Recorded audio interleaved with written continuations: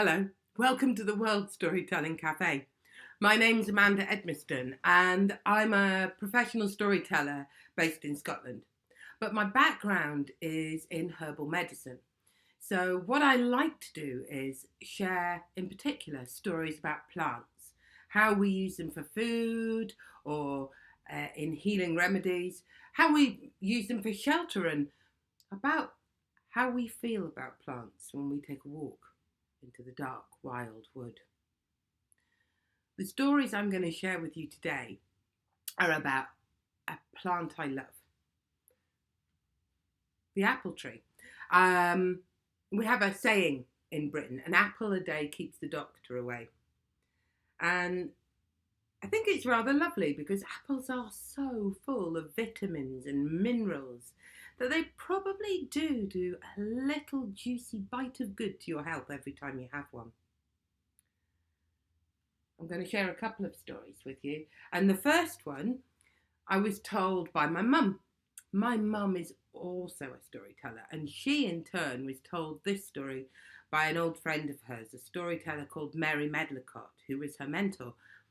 And so I'm sharing this story with you now just as a thank you to my mum and Mary.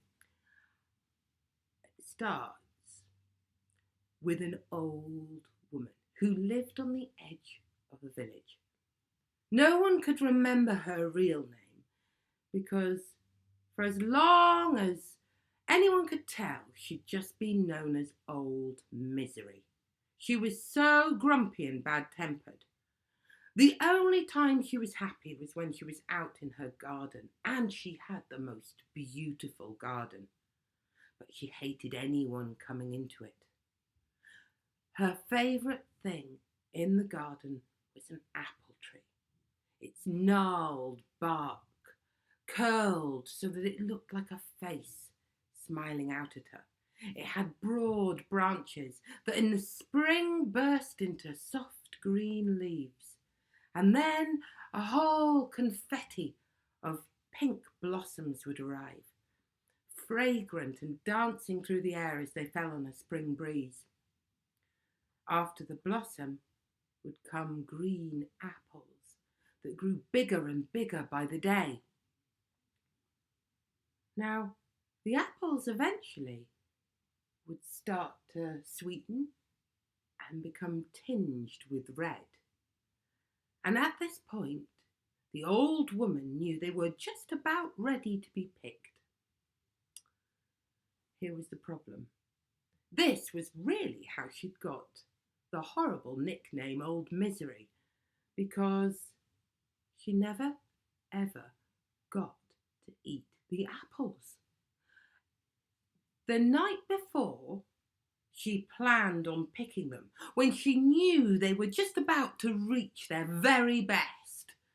She would stay awake to watch and see if anyone came into her garden.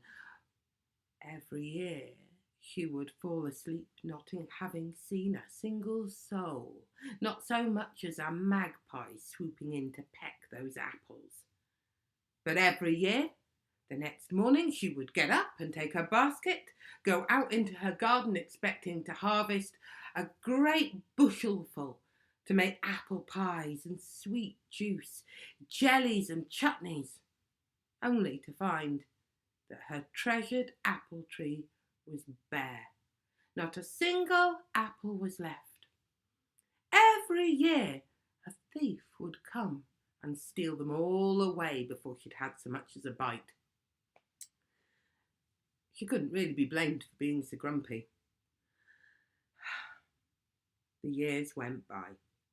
Every late summer, early autumn, as the apples started to ripen, she would repeat this cycle, staying up, lying, watching out of her cottage window to see who the thief might be. And every year, the apples would be gone and she wouldn't see them.